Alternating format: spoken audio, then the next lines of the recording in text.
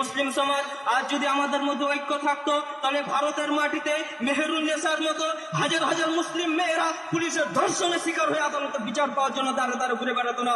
প্রিয় মুসলিম সমাজ, হাজার হাজার মুসলিম যুবককে তৈবা, হুজি, সিমি, ইন্ডিয়ান মুজাহিদিন ও সন্ত্রাসের তকমা লাগিয়ে বিনা বিচারে জেলে রাখা হচ্ছে শুধু আমাদের অনেকের কারণে। প্রিয় মুসলিম সমাজ, আজ আমরা এই ভারতের মাটিতে শত শত বছর রাজত্ব করার পরও আজ আমরা লাঞ্ছিত, কারণ আমাদের মধ্যে একতা নেই। তাই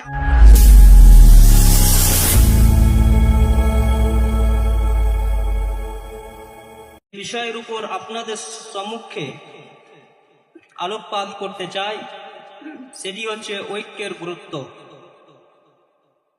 মহান পাক রব্বুল আলামিন আমাদেরকে বড়ই ভালোবেসে তিনার পবিত্র গ্রন্থ আল কোরআনের মধ্যে বর্ণনা করে বলিলেন, ওয়াতিউল্লাহ ওয়া রাসূলা ওয়ালা তানাযাউ ফাতাফসালু ওয়া তাযহাবা রিহুকুম ওয়াসবিরু ইন্নাল্লাহা মাআস সাবিরিন।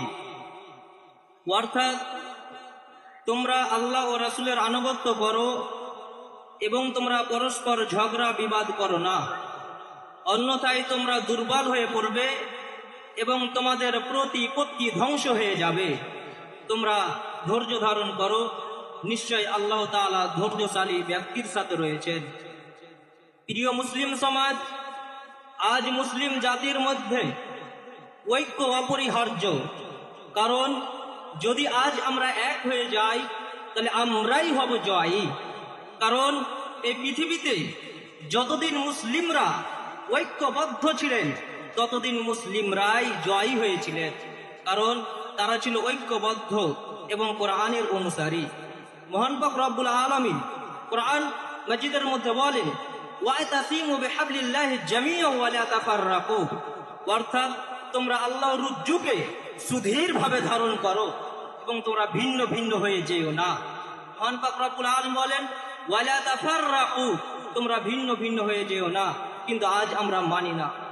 আজ আমাদের না মানার কারণে আমরা এই পৃথিবীতে লাঞ্ছিত ও বঞ্চিত, অপমানিত। প্রিয় মুসলিম সমাজ, বিশ্ব নবী সাল্লাল্লাহু আলাইহি সাল্লামের তিরোধানের পর থেকে যতদিন মুসলিমরা ঐক্যবদ্ধ ছিলেন ততদিন মুসলিমরা একের পর এক দেশ জয় করে গিয়েছেন। হযরত উসমান রাদিয়াল্লাহু তাআলা আনহু এর তিরোধানের পর থেকে আজ পর্যন্ত আমরা এক হতে পারিনি। যদি আজ আমরা এক হয়ে যেতাম তাহলে আমাদেরকে নিয়ে কুচক্রান্তি, রাজনীতি নিয়ে খেলা করা হতো না, আমাদেরকে সংখ্যালঘু মুসলিম বলা হতো না, আমাদেরকে এই দুর্দিন দেখতে হতো না। তাই আল্লামা ইকবাল বড়ই আক্ষেপ করে বলেছেন, মানফাত এক হ্যায় ইস কওম কি